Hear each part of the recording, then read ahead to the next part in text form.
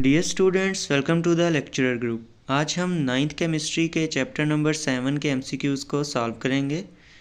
इस चैप्टर का नाम है एसिड बेस केमिस्ट्री और MCQ जो 1 है उसको देखते हैं। इसमें पूछा गया है which acid is not used as food और मिक्सड विद फूड। कौन सा एसिड इनमें से ऐसा है जिसको ना तो हम फूड में मिक्स करते हैं और ना ही फूड के साथ इस्तेमाल करते हैं।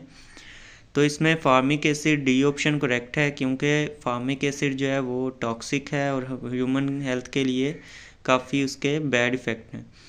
तो इस वजह से जो है इसे यूज़ नहीं किया जाता। जबकि टार्टारिक एसिड और सिट्रिक एसिड वगैरह तो आपको पता है कि मौजूद होता है खानों में। नेक्स्ट अगर हम मूव करें MCQ नंबर 2 में, तो इसमें पूछा गया है while baking which gas is responsible for raising the bread and making it soft. Baking के दौरान आपने देखा होगा जो ब्रेड है बेकिंग करने के बाद काफ़ी फ्लफ़ी सी हो जाती है, उसके अंदर काफ़ी छोटे छोटे सुराख से नज़र आ रहे होते हैं। अगर हम कट करें तो वो बेसिकली किसी गैस के बबल्स होते हैं। वो जो गैस है वो हम बेकिंग के लिए जो यीस्ट वगैरह डालते हैं उससे एनारोबिक रेस्पिरेशन के थ्रू जो है वो प्रोड्यूस होती है कार्बन डाइऑक्साइड, और वो कार्बन डाइऑक्साइड की वजह से वो बबल्स बनते हैं जिससे ब्रेड जो है वो रेज होती है। तो इसका बी ऑप्शन करेक्ट है, कार्बन डाइऑक्साइड। नेक्स्ट अगर हम देखें तो MCQ नंबर 3 है predict the main characteristics of the reaction of metal with acid.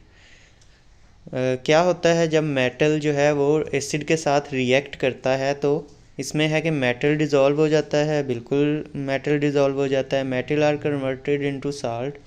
Ji, metal और एसिड जब रिएक्ट करते हैं तो एक साल्ट प्रोड्यूस होता है। Hydrogen gas is evolved, hydrogen gas भी प्रोड्यूस होती है। मेटल जब भी एसिड के साथ रिएक्ट करता है हाइड्रोजन गैस प्रोड्यूस होती है। तो डी ऑप्शन इसका करेक्ट है, क्योंकि ऊपर जितने भी ऑप्शन हैं वो ठीक हैं। All the above mention characteristics are true. तो इसका रीज़न ये है। अब हम जो है MCQ नंबर 4 की तरफ। MCQ नंबर 4 में पूछा गया how many hydroxide will calcium hydroxide release in water.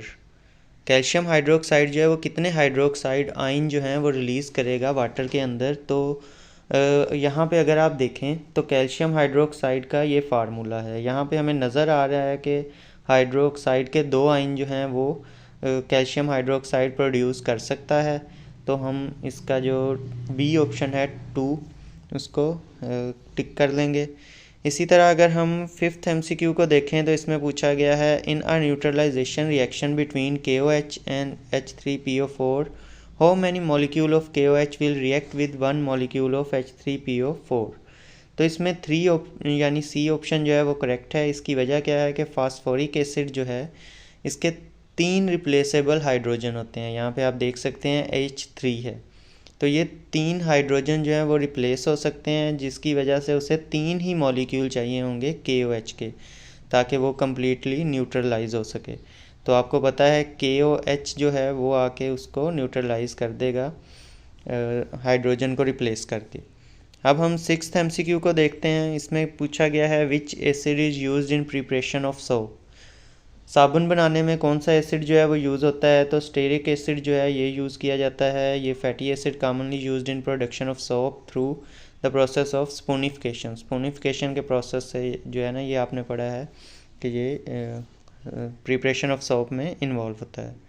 Next MCQ पे चल।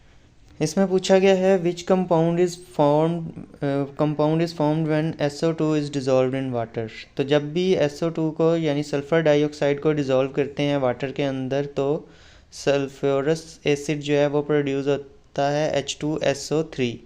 अक्सर बच्चे H2SO4 जो कि हम मोस्टली सुनते हैं, बार बार इसको पढ़ते हैं तो यही लगा देते हैं। तो ये नहीं, ये गलती है। बी ऑप्शन इसका करेक्ट है, H2SO3। इसी तरह नेक्स्ट MCQ को देखें, 8th MCQ को। Which of the following contain oxalic acid. इनमें से कौन सा फल या ऐसा है या ऑप्शन में से जिसके अंदर ऑक्सैलिक एसिड पाया जाता है? तो टोमेटो जो है उसके अंदर ऑक्सैलिक एसिड पाया जाता है। Oxalic acid found in tomato as well as in other plant like spinach and rhubarb, इनमें भी पाए जाते हैं। तो 9th MCQ में पूछा जा रहा है which compound in the following reaction is behaving as a conjugate base. ये हमारे सामने एक रिएक्शन दिया गया है। तो इसके अंदर जो है कंजुगेट बेस जो है वो CH3COOH इज़ इसके अंदर जो है इसका हाइड्रोजन आयन जो है वो चला जाता है, जिसकी वजह से ये डोनेट करता है प्रोटॉन।